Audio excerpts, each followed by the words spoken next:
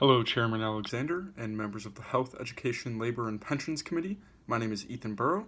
I'm from the United States Department of Education, and I'm here today to give you a little bit of insight about the proposed legislation on creating a tuition-free public college system. We will begin by going over just a few facts about the concept and history of tuition-free public college. One of our founding fathers, John Adams, in the year 1785, said, "The whole people must take it upon themselves the education of the whole people, and must be willing to bear the expenses of it." The concept of tuition-free public college is not a new one. The Morrill Act of 1862 gave land grants to states to create public colleges. The objective was to promote the liberal and practical education of the industrial classes in the several pursuits and professions in life. Most students were able to attend college totally tuition-free back in that day. This is primarily because of a lack of actual students attending the colleges, but as more and more people began attending post-high school education, we saw the cost of attending rise. This is due to a need to fund the schools, because you get more students, that means more books, it means more instructors, it means more on-campus living spaces, and that all obviously costs money. Today, as a result of the tuition increases, we have seen a decrease in the lower economic classes students attending secondary places of learning. The total amount of student loan debt that we have in the United States currently is $1.48 trillion. This number is growing largely in part to the increase in students that are actually taking out loans. And as a result of this, the federal government is actually spending roughly $80 billion on financial aid for these college students. This would lead me into the reasons that we have found to support tuition-free public college. Supporters of tuition-free public college will argue that not only will individual students benefit, but the entire United States as a whole will. The reason for this sentiment primarily lies in the need for more knowledge and skill-based workers, and if we get more high-paying jobs that are filled by knowledgeable and qualified college graduates who are not saddled by student loan debt, then the idea is that the economy will become more stimulated. Before we go any further, we should obviously address what the actual cost of tuition-free public college would be. And that cost was estimated to be roughly $75 billion per year. And so now I bet a lot of you are asking, how is this all going to get paid for? We do have several recommendations of how the government could pay for this proposal. So, obviously, free college is not literally free. So our first recommendation is to close any corporate loopholes that allow companies such as American Airlines, General Motors, Apple to pay actually $0 in taxes. Depending on what specific loopholes would be targeted, we could actually see, somewhere between a few hundred million to even potentially a few billion, probably capping that off at about $5 billion in new tax revenue. Next up, kind of continuing on the stem of taxes, would be increasing taxes on millionaires and billionaires. We do want to ensure that taxes are not raised on lower and middle class individuals, mostly because those are the individuals that are supposed to be benefiting from such a program, so that is why taxes would be raised on millionaires and billionaires specifically. And so, depending on what the tax would be, we could again see somewhere between a few hundred million to even like in the low billions of tax revenue brought in. The next idea was actually proposed by a member of the committee, Senator Bernie Sanders, and that involves implementing a speculative tax on Wall Street. According to Robert Pollin, who is the co-director of the Political Economy Research Institute at the University of Massachusetts, he estimates that this tax could bring in nearly $340 billion over the next decade. This is still slightly below the amount needed to fully fund tuition-free public college, but if you bring into account that you could implement several of these taxes, you could see the $75 billion per year easily paid for by implementing 2 to 3 of these policies. The last option is to slightly decrease the military budget. The United States, in fiscal year 2019, their military budget has been set at $716 billion. Again, to reiterate, the cost of free college per year would be roughly $75 billion. And so utilizing some of the military budget could prevent any tax increase on any people, individuals, or businesses, no matter how small or large.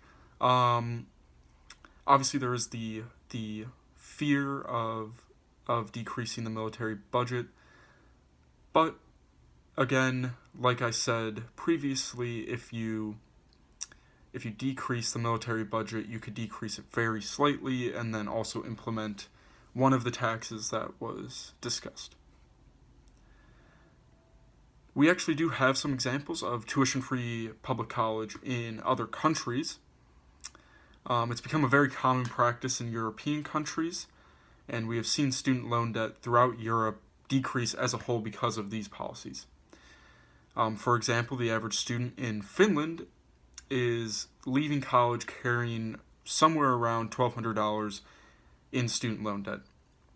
And that's actually primarily accumulated due to living expenses such as rent and food. The United States, their average student is leaving with somewhere around $15,510 in student loan debt. And so, it also seems that the countries in Europe are actually spending roughly the same amount of their total GDP on higher education. For example, the United States is spending 1.36% of its total GDP on higher education, whereas a country like Germany is spending 1.35% of its GDP on higher education. And a country like Germany, as we know, has tuition-free public college. So you may be asking yourselves, are there any examples of free college in the United States already? The answer is yes. We have seen 3 states, Tennessee, Minnesota, and Oregon, all implement tuition-free community college programs. So far, the programs have appeared to operate well.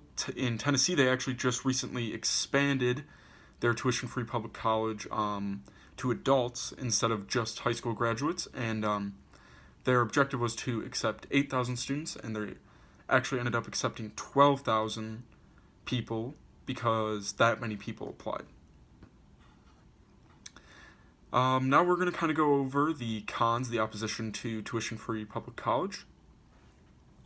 The greatest opposition seems to be just simply the cost of such an investment. As well, opponents believe that the United States has proven that we don't need free college because we have clearly built a very educated and a very qualified workforce, and so the need is just not there.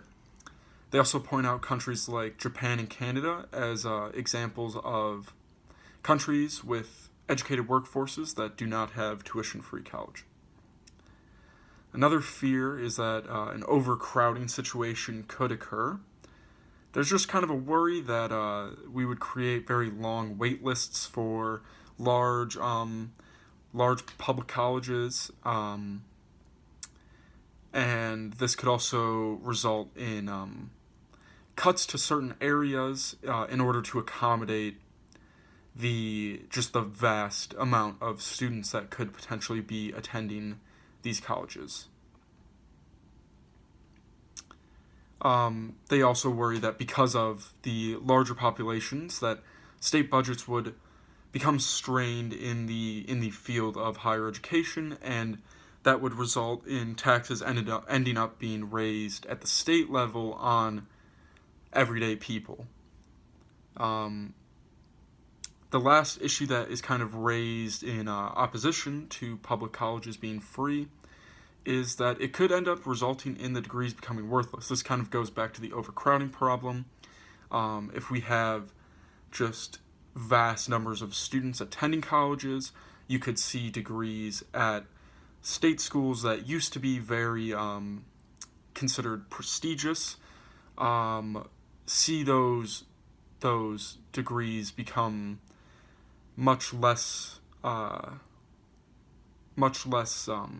powerful and even potentially worthless.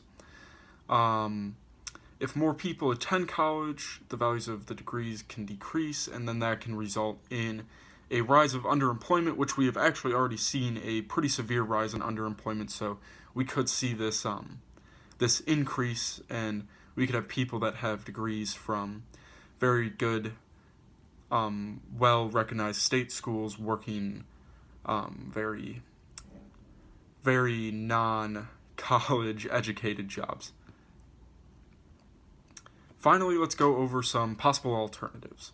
One example, and this is used in Australia, is creating a system that bases student loan payments on income levels.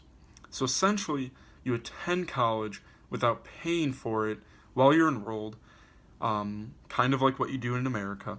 But then once you graduate, you can begin repaying those loans, but at a rate that is affordable for your current level of income. This can encourage students to, instead of graduating and immediately getting a 9-to-5 job so that they can pay back their student loan debt, it can encourage students to follow their dreams, as non-scientific as that sounds. It can allow students to do what they love for a while and kind of try and work their way up in that sense, and pay back their loans at a rate that is affordable to them. Because the average student in America is paying, somewhere between $350 to $400 a month, and that's what they're paying. It does not matter what job you have, you're paying that much. Another alternative would be, instead of pushing for a tuition-free public college, push for an increase in Pell Grants, which are specifically targeted to help lower-income students. This would essentially fix the problem of people not being able to afford college, because it would allow the students who need the help to receive the help. The final option is to invest in a pre-college education that ensures that students become financially literate, and also ensures that students fully understand all the options that are available to them, whether that be college, trade school, getting a job straight out of high school, whatever career path truly fits what they need. And again, I want to thank the chairman and the members of the committee for allowing me this time to address what tuition-free public colleges would look like, to go over the pros and cons of tuition-free public college, as well as talk about some of the facts. And, I really hope that the members of the committee will take all these facts into effect, and will consider all the pros and cons when they're voting on this very important piece of legislation. Again, I want to thank you for your time, and have a nice day.